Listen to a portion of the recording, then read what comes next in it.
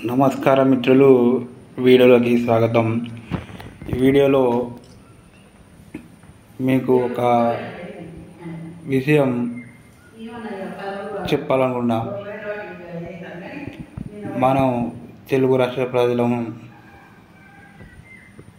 ఒక్క క్షణమైన అంటే వ్యవసాయ ఆధారిత పనులతో సంబంధం లేకుండా మన తెలుగు రాష్ట్రాల్లో ఒక్క కుటుంబం కూడా ఉండదు.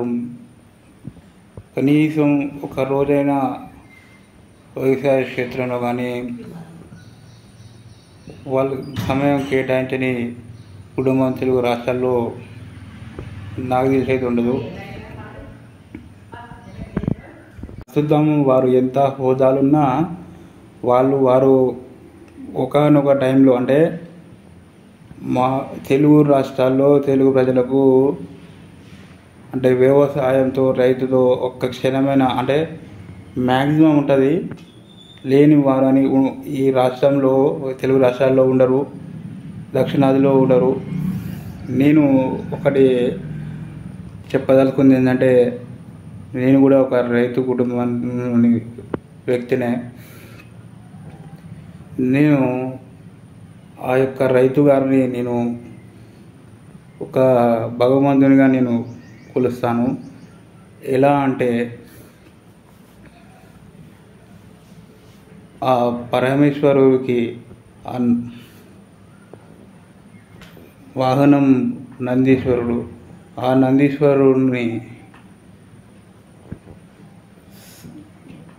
దగ్గరికి తీసుకొని తనతో తన పనిలో భాగం చేయగలిగే తనతో మమేకం చేసుకునే వారెవరైనా ఉంటే వారు రైతే.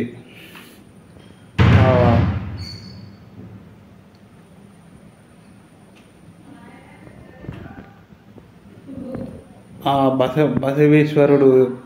బసవేశ్వర స్వామిని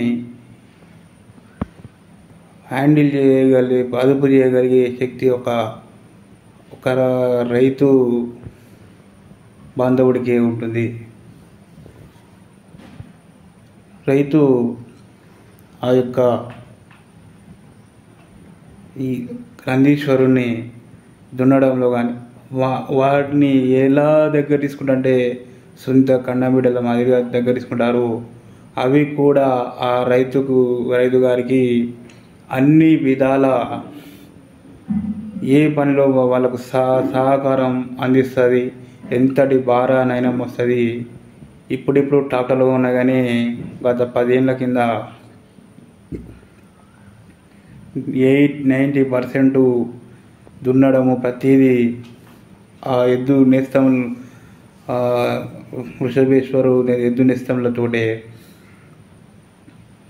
బసవేశ్వరులతోటి.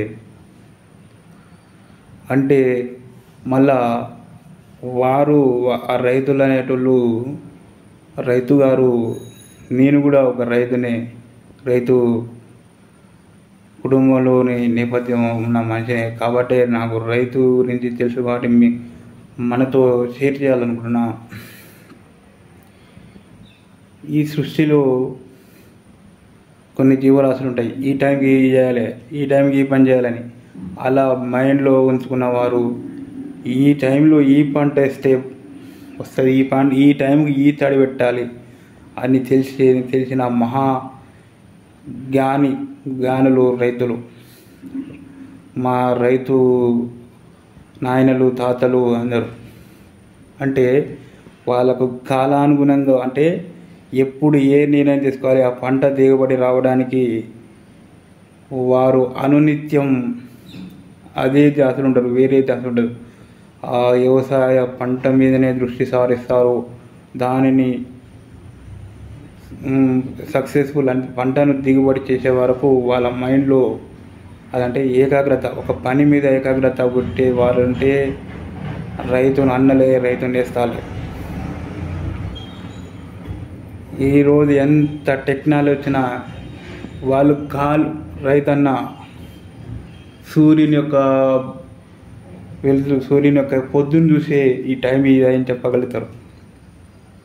ఇప్పుడు చెప్తున్నారు, పొద్దున్న చూసి ఆ మబ్బుని చూసి వాన వచ్చేది ఏంది వచ్చి ముందు దానికి ముందు మనకు తడిసిపోయే ధాన్యాలు ఉంటాయి అన్నీ చదువుకుంటారు. అంత మైండ్ పవర్ అంతా ఉండదు.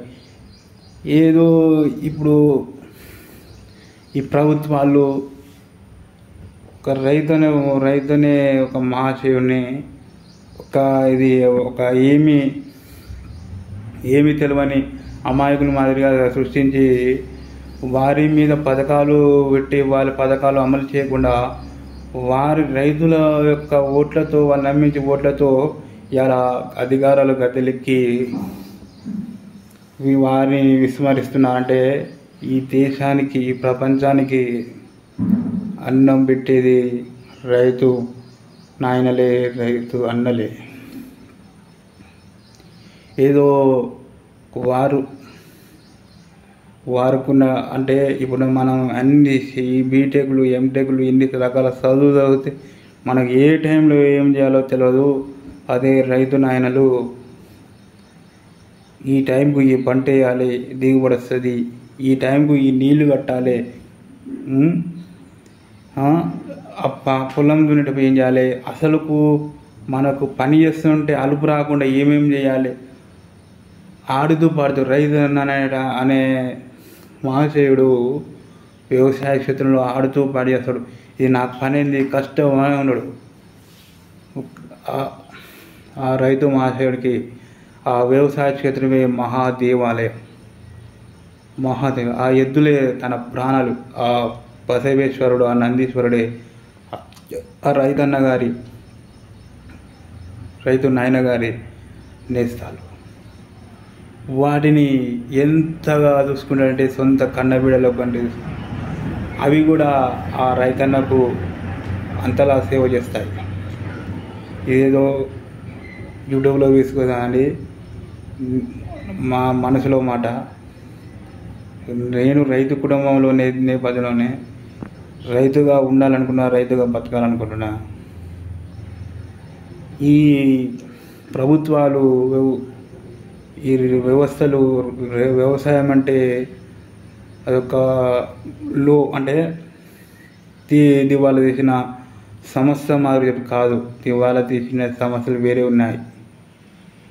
ఈ వాటికి మంచి తెలివితో, మంచి ఆలోచనతో, మంచి టైంతో మంచిగా వ్యవసాయం చేసి మంచి దిగుబడి పొందే రైతన్నలు ఎంతోమంది. ఒకటి రైతన్న దగ్గర సరిపోను క్యాష్ ఉంటే ఆ క్యాష్ లేకనే చాలా ఇబ్బంది పడుతున్నారు. ఈ దిగుబడి వచ్చినాక కొద్దిగా కొన్ని రోజులు ధాన్యాన్ని ఆరబెట్టిపోతే మంచి రేట్ వస్తుంది. కానీ ఈలోపు వాన వస్తుందో అని మన అమౌంట్ మళ్ళీ ఇప్పుడు పురుగు మందులు పెట్టుబడి కోసం చేసే సాయం అది మళ్ళీ రుణం పెరుగుతుంది. కాబట్టి ఆ దిగుబడి రాగానే ఎమ్మటే మార్కెట్లో తక్కువ ధర రావడం చాలా ఉంటుంది. అదే కావాల్సిన అమౌంట్ చేతిలో ఉంటే రైతుని మించిన మహారాజు ఈ ప్రపంచంలో లేరు.